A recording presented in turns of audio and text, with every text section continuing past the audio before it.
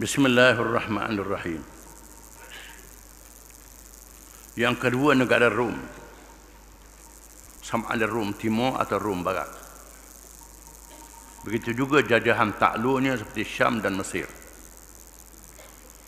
Pada mulanya penduduk di sana menganut agama Nasrani yang berasal dari agama Tauhid yang mengikut Nabi Isa bin Maryam alaihi wassalam.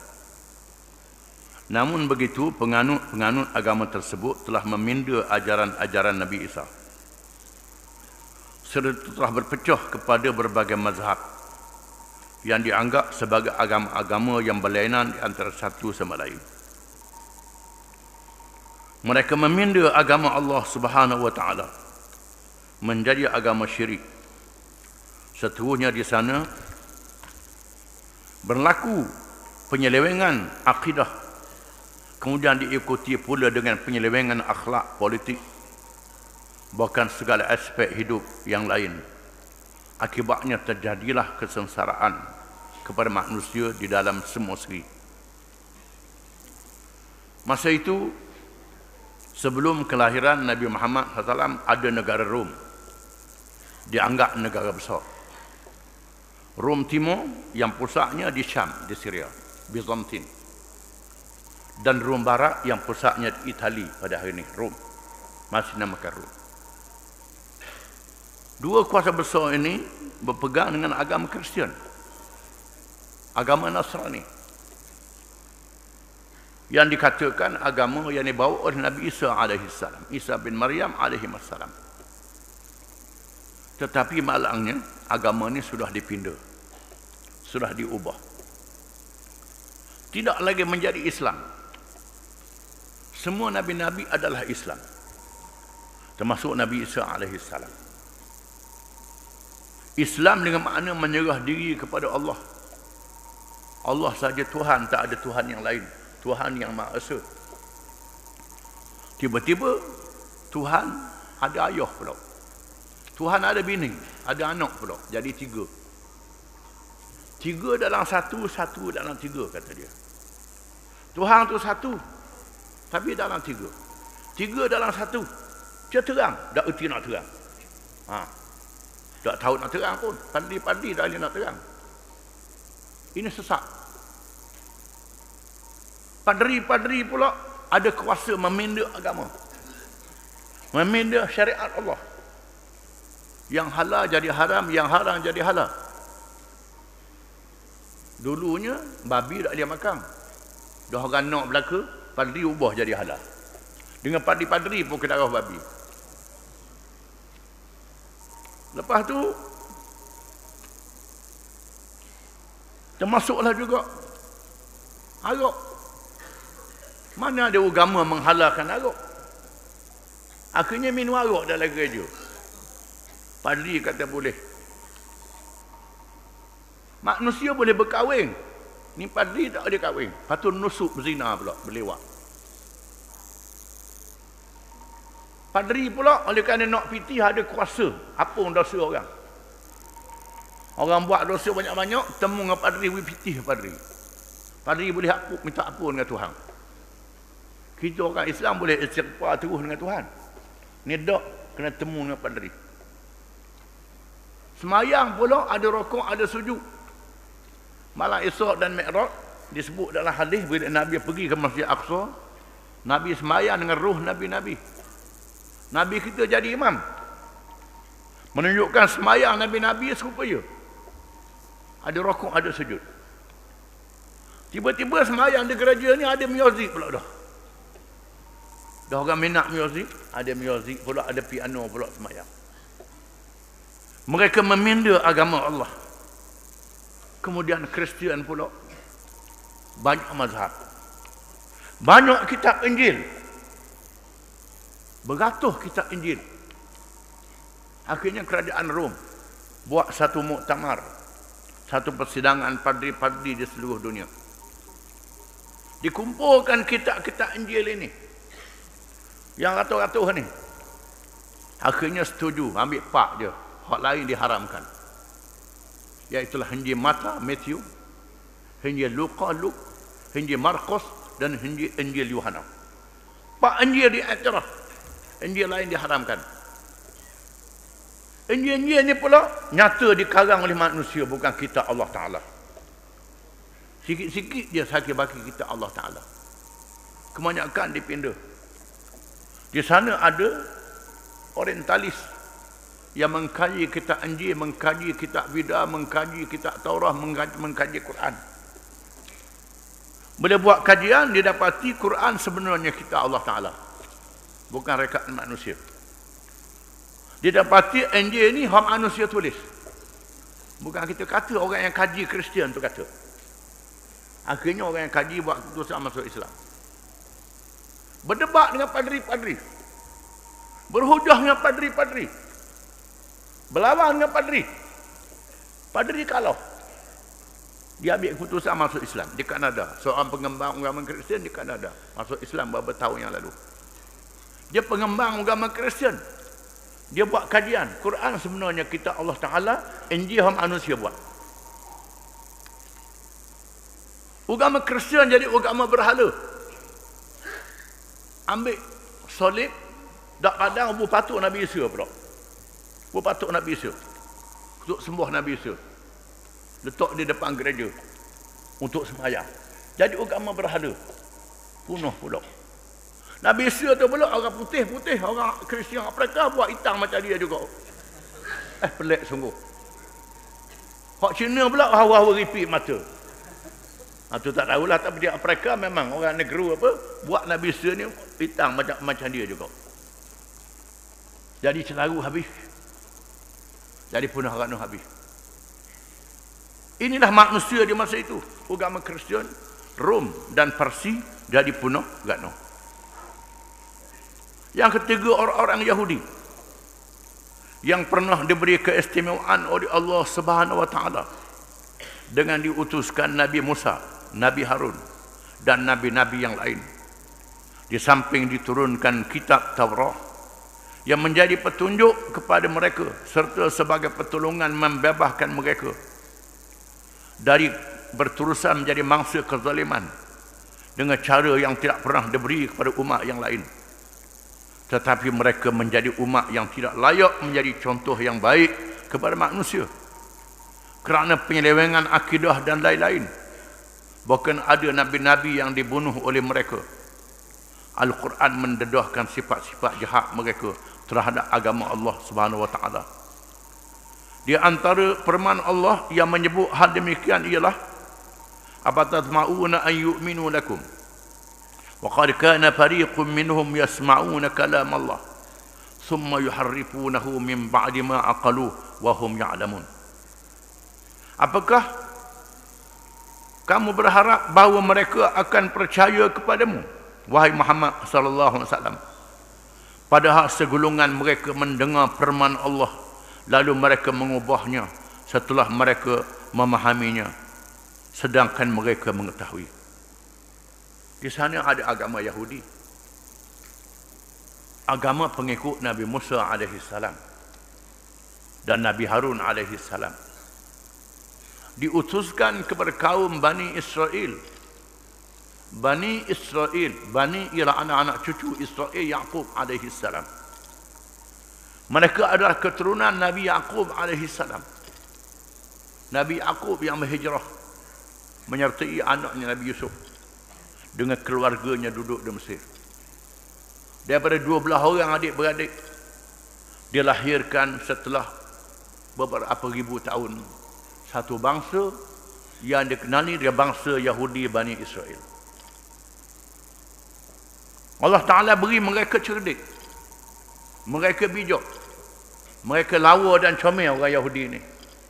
Cerdik pula, pandai. Malangnya mereka dizalimi oleh Fir'aun. Fir'aun menzalimi mereka. Tuhan jadikan Bani Israel berdepan dengan raja yang paling zalim dalam sejarah manusia. Raja yang paling zalim dalam sejarah manusia sejak Nabi Adam sehingga hari kiamat, tak temu lagi zalim macam tu. Tak dibanding. Yang mengaku dirinya menjadi Tuhan. Dia jadi Tuhan pula.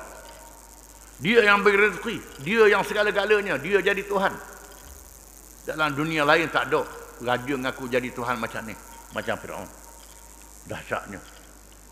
Maka Allah utuskan Nabi Musa dan Harun menemui Firaun. Idhaba ila Firauna innahu tagha faqula lahu qawlan layyina la'allahu yatadhakkaru aw yakhsha. Wahai Musa dan Harun, pergilah kamu berdua berjumpa dengan Firaun. Pergi berjumpa dengan Firaun. Firaun ni tagut, sangat melampaui batas. Bercakap kepadanya dengan bahasa yang lembut, dengan bahasa yang halus. Firaun ni tagut, bercakap kepada dengan bahasa yang halus dan bahasa yang lembut. Mudah-mudahan dia menerima pengajaran dan peringatan. Maka Nabi Musa bertemu dengan Firaun. Ditugaskan oleh Allah dengan bahasa yang lembut, bahasa yang halus, sebab Firaun beriman. Jangan zalim terhadap Bani Israel. Tiba-tiba Firaun sangat zalim. Sangat zalim.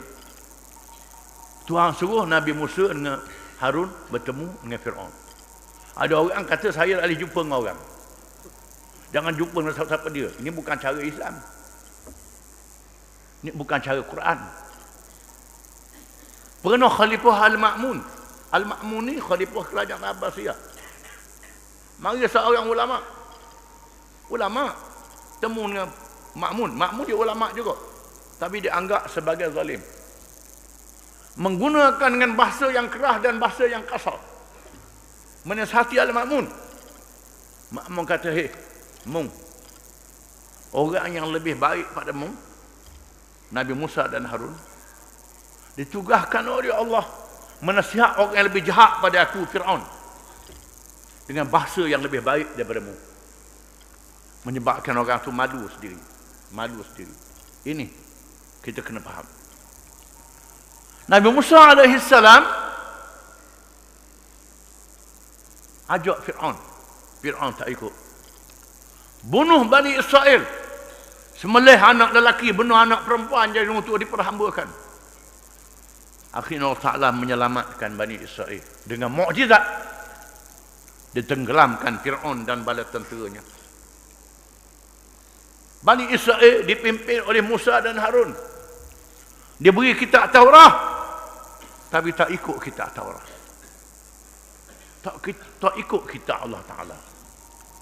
Padahal Allah Ta'ala tolong mereka dengan cara yang luar biasa, secara mukjizat. Mereka tengok mukjizat Nabi Musa AS. Tiba-tiba mereka menyakiti Nabi Musa AS. Wa idh qala Musa liqaumihi ya qaumi ma tu'dunani wa qad ta'lamu anni rasulullah ilaikum. Falamma zaghu azagha Allahu qulubahum wallahu la yahdi al-qaumal fasiqin. Dan ingatlah apabila Nabi Musa bin Imran berkata kepada Bani Israel, "Wahai Bani Israel,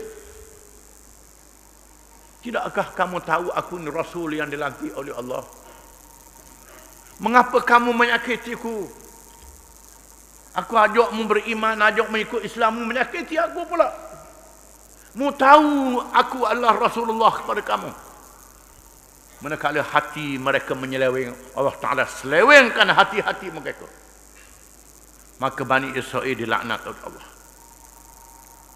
Allah turunkan ayat, "Wahai Muhammad, wahai orang beriman, kamu sangat nak supaya orang Yahudi ni masuk Islam. Tetapi sebahagian besar mereka meminda kitab Taurat, meminda kitab Allah, meminda peraturan Allah. Bahkan disebut kelahiran Nabi Muhammad di dalam kitab Taurat. Bila Nabi mari tak ikut Nabi. Ada Nabi-Nabi yang mereka bunuh. Dibunuhnya Nabi-Nabi itu. Pasal apa? Nabi larang. Nabi larang dia ikut hawa nafsu. Nabi larang dia minum arak. Nabi larang dia berzina. Nabi larang dia buat maksiat. Dibunuhnya Nabi itu. Ini Bani Israel. Firman Allah seterusnya, "Fawailul lil ladzina yaktubuna al-kitaba bi aydihim thumma yaquluna hadza min 'indillah liyashtaru bihi thamanan qalila fawailul lahum mimma katabat aydihim wa wailul lahum mimma yaksibun. Maka kecelakaan neraka yang besarlah kepada orang-orang yang menulis kitab dengan tangan mereka sendiri, lalu mereka mengatakan ini dari Allah, untuk menempah harga yang sedikit dengannya. Maka kecelakaan besarlah bagi mereka kerana apa yang mereka kerjakan. Dalam kitab Taurat ada hukum hudud. Orang berzina, kalau sudah kahwin dia kejam. Kalau tak kahwin lagi dia sebab 100 kali. Ada dalam kitab Taurat. Apabila orang besar-besar suka berzina, orang kaya suka berzina, maka ulama-ulama yang makan upah ni meminda kitab Allah Ta'ala ditukar kepada hukuman yang lain. Iaitulah dilomong arang pada muka diarak di tengah khalayak ramai. Sekadar itu saja. Untuk dimalukan. Bukan hukum hudud. Apabila Nabi berhijrah ke Madinah, orang Yahudi ramai di Madinah. Nabi benarkan orang Yahudi duduk di Madinah menjadi rakyat. Ada kalangan Yahudi yang masuk Islam. Ada kalangan yang bernaung dengan musyrikin, berperang dengan orang Islam. Ada kalangan yang duduk dalam masyarakat Islam tak masuk Islam, tapi buat pasar. Buat pasar. Bila Allah Ta'ala turunkan hukum hudud kepada orang Islam, tiba-tiba berlaku orang Yahudi mengerjakan zina. Allah Ta'ala kata, fa in ja'uka fahkum bainahum a'ridhum wa in tu'rid anhum falan yadurruka syai'a. Sekiranya orang Yahudi bawa perkara mereka kepadamu, mu boleh pilih wahai Muhammad, mu hukum mereka ataupun biarkan mereka dan hukum mereka sendiri. Kalau hukum dengan adil. Allah Ta'ala kasih pada orang yang adil. Tiba-tiba dilihat orang Yahudi mengarak orang mereka yang berzina, ada lelaki dan perempuan diarak atas keldai. Lalu ada kalangan mereka, kita cuba tengok Muhammad awak lagu mana. Allah Ta'ala jadikan takdir begitu. Kita tengok Muhammad awak lagu mana, lalu dibawa ke hadapan Nabi. Nabi kata, aku nak hukum apa yang ada dalam kitabmu. Sila buka kitabmu. Dibawa kitab Taurat dalam bahasa Ibri. Dibaca, baca separuh tak baca habis.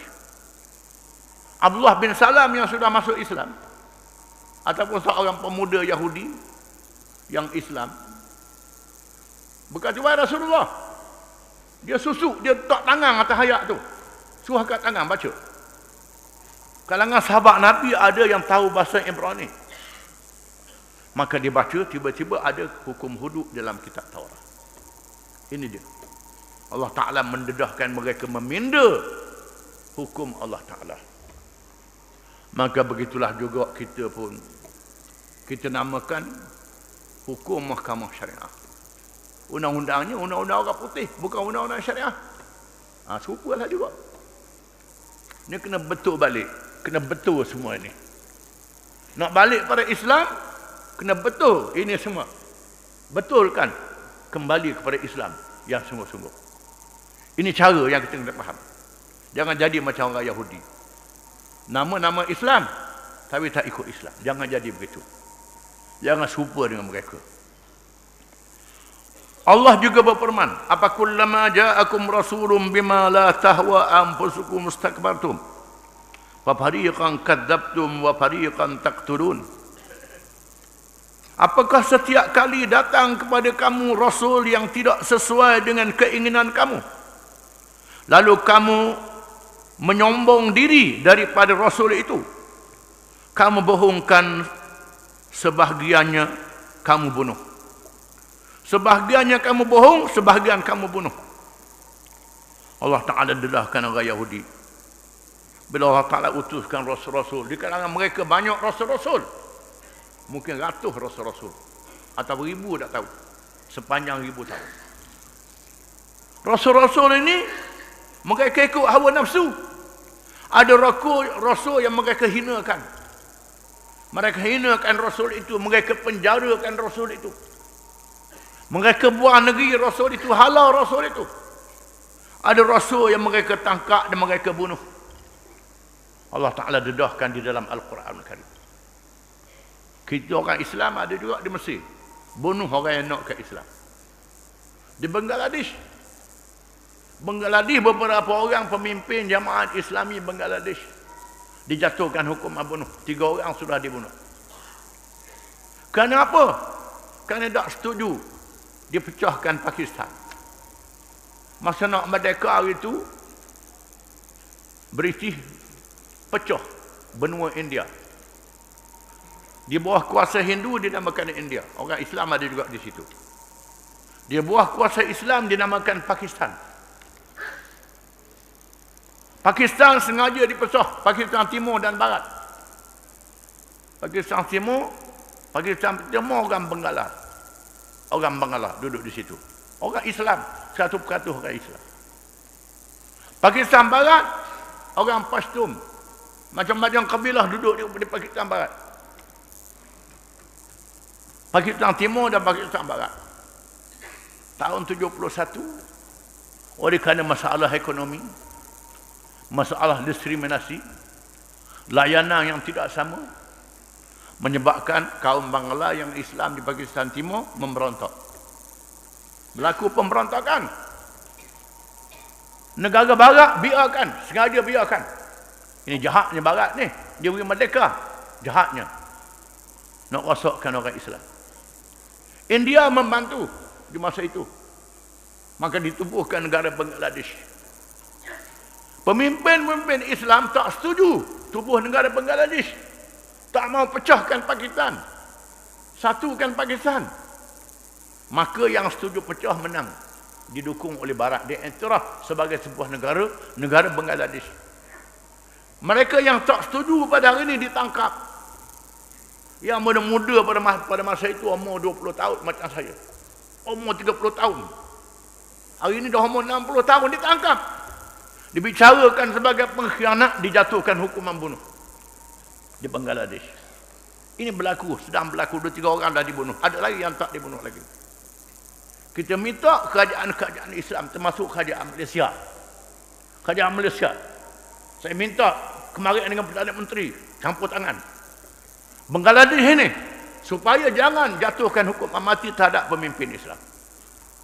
Kerana kalau jatuh hukuman mati ini akan menimbulkan dendam. Tak serta masalah. Jatuh hukuman mati, pengikut-pengikut akan balas mati juga.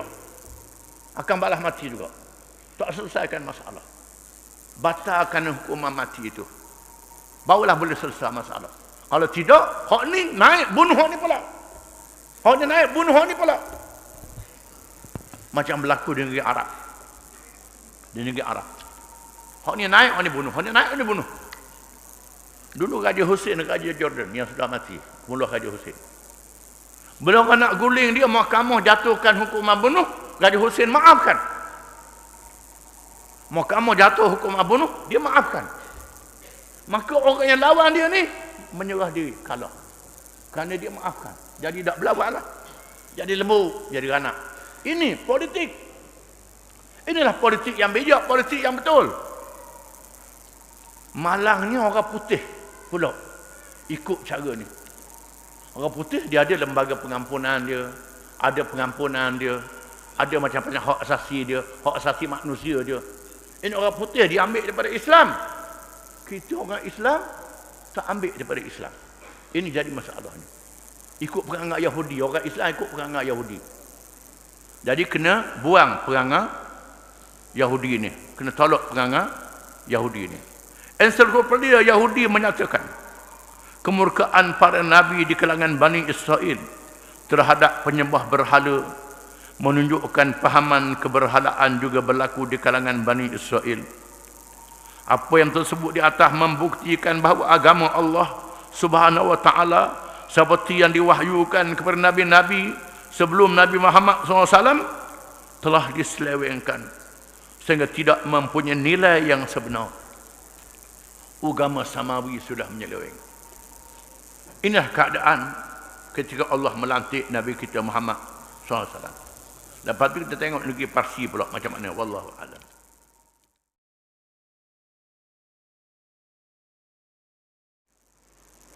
Bismillahirrahmanirrahim. Yang keempat, negeri Parsi atau negara Parsi. Salah satu kuasa besar dunia. Sudah disebut negara Rom, kuasa besar dunia. Disebut orang-orang Yahudi dan Kristian, golongan ahli kitab. Kemudian negeri Parsi atau negara Parsi yang dianggap negara bertamadun. Walaupun menjadi kuasa besar dunia di samping Rom, serta dianggap paling maju dari aspek kebendaan, tetapi menjadi medan kepada falsafah-falsafah karut yang mengajar manusia bersifat seperti binatang. Di antaranya ialah falsafah ajaran Zoroaster ataupun Zoroaster yang menjadi pegangan golongan bangsawan.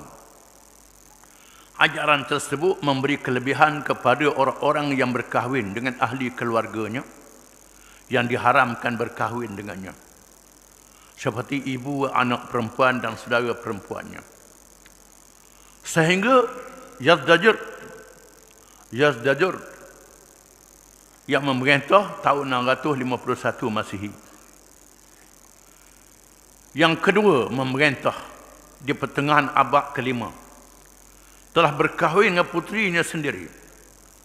Malah banyak lagi contoh-contoh keruntuhan akhlak yang dahsyat. Di Parsi juga lahirnya ajaran Mazdak yang mengisytiharkan bahawa manusia itu hendaklah bebas di dalam memakai dan menggunakan apa sahaja, seperti menggunakan air serta api. Begitu juga segala harta dan perempuan, semuanya menjadi halal dengan tidak ada apa-apa batas sempadan lagi, macam binatang. Maharaja-maharaja Parsi pula mendakwa bahawa dalam diri mereka mengalir darah Tuhan. Oleh itu rakyat hendaklah mempersucikan dan memuja mereka seperti Tuhan. Apa sahaja yang dilakukan oleh raja itu, walaupun perbuatan yang jahat, hendaklah dianggap baik dan mulia. Semua rakyat dipaksa memberi ketaatan kepada raja itu, sama seperti taatkan Allah. Di Parsi itu juga lahirnya agama Majusi, di mana penganutnya menyembah api. Rakyat Parsi juga pernah mempunyai syariat dan akhlak, tetapi ditenggelami oleh pahaman jahiliyah yang tebal setelah berlalunya masa yang panjang. Parsi adalah salah satu kuasa besar dunia yang dianggap bertamadun macam Rom. Boleh mendirikan kota-kota yang hebat, bangunan-bangunan yang hebat, mempunyai kekayaan yang melimpah ruah, tetapi menganut ajaran yang karut, ajaran yang sesat, ajaran yang menjadikan manusia seperti binatang, lebih teruk pada binatang. Di antaranya ajaran Zoroaster ataupun Zaradasht. Orang Arab sebut Zaradasht, mereka sebut Zoroaster. Ajaran ini boleh berkahwin dengan anak sendiri, berkahwin dengan mak sendiri macam binatang. Bukan di sana ada binatang-binatang yang tidak bersetubuh dengan anak dia, macam unta. Begitu sifatnya. Binatang yang sifatnya pemalu. Tetapi puak-puak Zoroaster ini menjadi karut. Ini kalangan bangsawan. Ajaran Mazdak, ini binatang tu. Semua rakyat hidup macam binatang. Bebas. Tidak ada yang haram kepada mereka. Pergaulan yang bebas, makanan yang bebas, itu ajaran Mazdak. Ajaran Majusi, menyembah api. Menyembah api. Api dianggap salah satu unsur kejadian. Dia anggap banyak faedahnya, lalu mereka memuja menyembah api. Dalam masa yang sama, mereka percaya kepada Allah, tetapi mengadakan syirik, mengadakan sekutu-sekutu bagi Allah Subhanahu wa ta'ala. Maharaja Parsi, Kisra, Syahansyah, Nabi mengharamkan umat dia menamakan diri Syahansyah ataupun Malikul Muluk, raja bagi segala raja-raja. Itu kepunyaan Allah Ta'ala. Tetapi Raja Parsi menamakan diri mereka dengan Syahansyah. Syah dalam bahasa Parsi makna raja. Syah. Syahansyah dengan makna raja bagi segala raja. Ini Allah Ta'ala. Allah Ta'ala.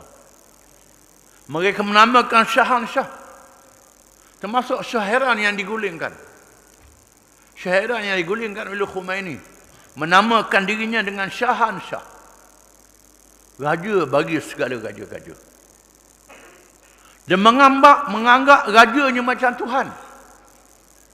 Raja boleh buat apa-apa saja. Kadang-kadang masuk juga dalam masyarakat Melayu. Raja boleh buat maksiat.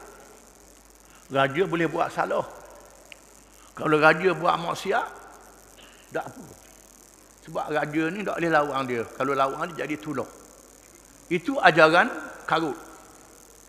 Ajaran Hindu dan ajaran Majusi yang masuk dalam masyarakat Melayu.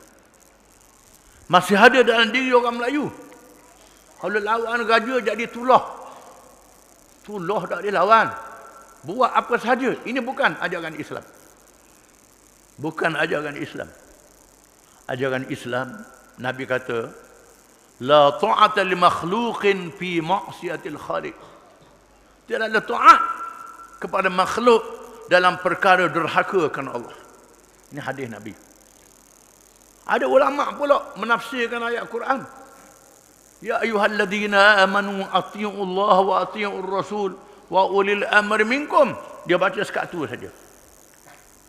Ya ayyuhalladzina amanu atii'u Allah wa atii'ur rasul wa ulil amri minkum.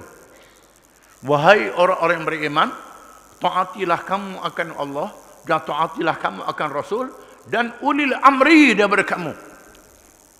Pemimpin-pemimpin daripada kamu. Ulil amri ini pemimpin. Termasuk raja, presiden, pemimpin. Kena taat. Kita kena faham ayat Quran. Bahasa Arab. Ya ayyuhallazina amanu atii'u Allah, ada atii'u. Ta'alah Allah. Wa atii'u Rasul dan ta'alah kepada Rasul. Wa ulil amri minkum. Tidak ada wa atii'u ulil amri minkum, tidak ada.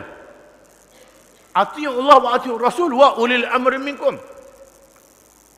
Ta'alah kepada Rasul dan ulil amri daripada kamu. Ada pula ustaz-ustaz menafsirkan. Ustaz-ustaz mengayuk.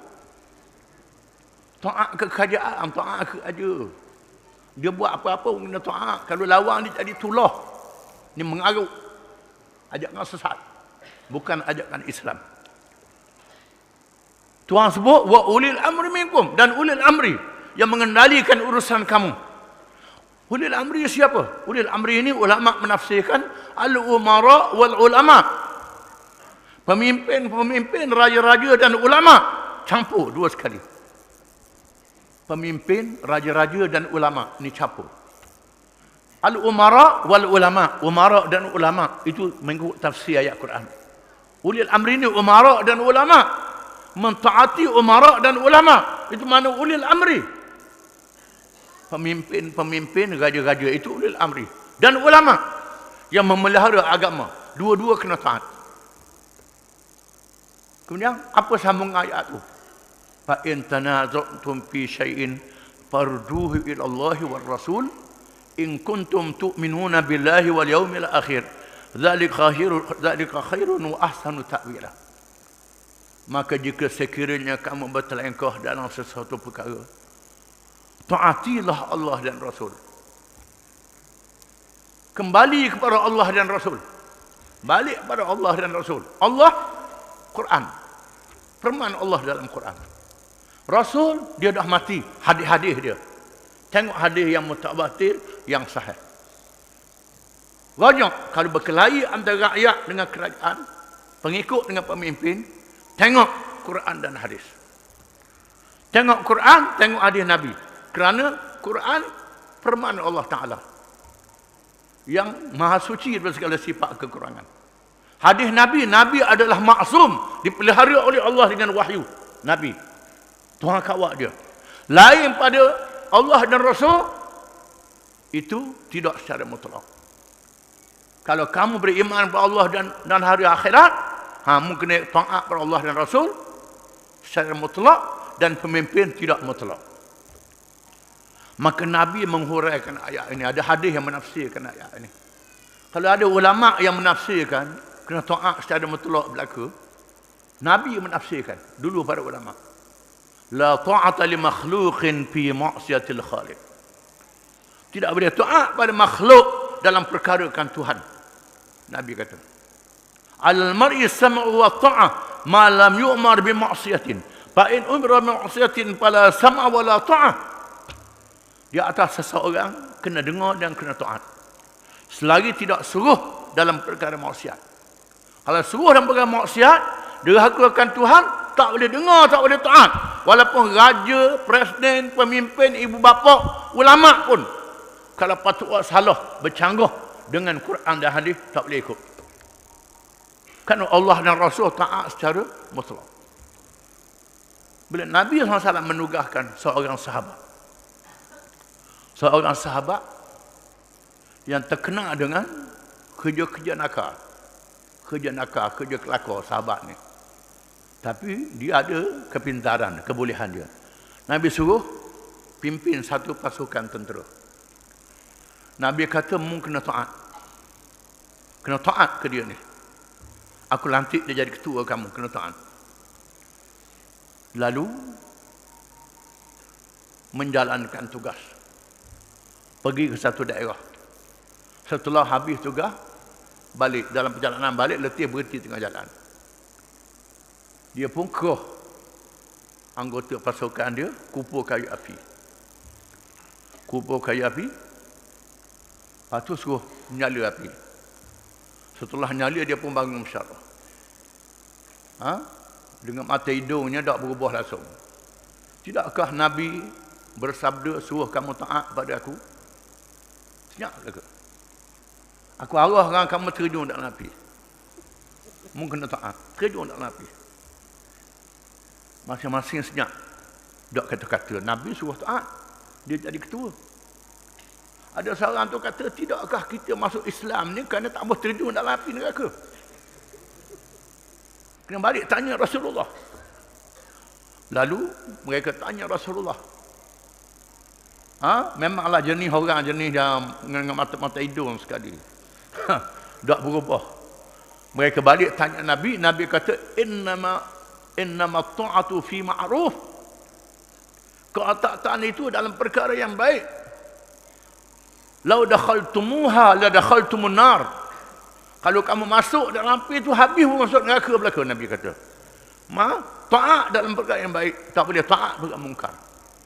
Di sinilah bila Sayyidina Abu Bakar dilantik menjadi khalifah. Dalam ucapan dasar dia, dilantik menjadi khalifah, ati'uni ma ata'tullah wa rasulah. Fa idza asaitullah wa rasulahu fala ta'ata li 'alaikum. Taat kepada aku selagi aku taat pada Allah dan Rasul. Kalau aku tidak taat pada Allah dan Rasul, jangan taat pada aku. Ini ucapan Abu Bakar. Sayyidina Umar menyampaikan ucapan setelah lantik menjadi khalifah. Ya ra'aitum fi i'wijajan falyuqawwimhu. Kalau kamu tengok aku menyeleweng, perbetulkan aku, kata Sayyidina Umar. Lalu bangun seorang sahabat, wahai Umar, kalau kamu menyeleweng, kami betulkan kamu dengan pedang, kata sahabat ini. Sayyidina Umar kata, alhamdulillah, dia tak marah. Ada kalangan umat Muhammad orang yang sanggup membetulkan kesalahan Umar dengan pedangnya, kata Sayyidina Umar. Itu dia ajaran Islam. Maka ketaatan secara mutlak kepada ibu bapa, kepada apa sekalipun, kalau benda yang bercanggah dengan Islam, tak boleh. Contohnya ibu bapa kita suruh cerah bini kita. Ada setengah ulama kita kena cerah lah. Sebab ibu bapa suruh. Tengok bini itu baik ke jahat. Kalau bini itu baik, soleh, orang baik, akhlaknya baik, ibu bapa suruh cerah, dia taat ke ibu bapa. Tak dia taat ke ibu bapa. Itu bukan kerja ibu bapa suruh cerah bini. Semata-mata kerana dunia. Tidak boleh. Innama ta'atu fi ma'ruf. Tidak boleh taat dalam perkara yang taat dan perkara yang baik saja. Ini kena faham. Jadi ajaran bertuhankan ibu bapa, bertuhankan raja, bertuhankan pemimpin adalah syirik, bukan ajaran Islam. Ini kita kena faham. Sebaliknya, puak-puak barat yang mengambil demokrasi. Mengambil demokrasi, diambil daripada ajaran Islam. Terlajak pula. Suara rakyat adalah suara Tuhan. Kata puak barat pula. Suara rakyat, suara Tuhan. Kalau majoriti rakyat setuju, hak halal pun jadi haram, haram jadi halal. Orang terlajak pula. Tak boleh. Dalam perkara ketentuan Allah, sama ada raja, pemimpin, rakyat umum, suara majoriti tidak boleh membatalkan hukum Allah Ta'ala. Ini kena faham. Orang Parsi di zaman dahulu mendakwa dalam diri raja mengalir darah-darah Tuhan. Tuhan ada darah pula dah. Ini mengarut. Ini adalah ajaran Parsi yang masuk dalam masyarakat Hindu, masuk dalam masyarakat yang jahiliah, yang syirik. Islam membatalkan semua ajaran yang karut-marut ini. Negeri China juga mengalami kesesatan. Ajaran Buddha, Losar dan Konfusi menjadi agama yang dianut oleh penduduknya. Kesemua ajaran itu terpesong dari ajaran Tauhid yang sebenarnya, sehingga mereka beribadat dengan memuja sesama makhluk. Wallahu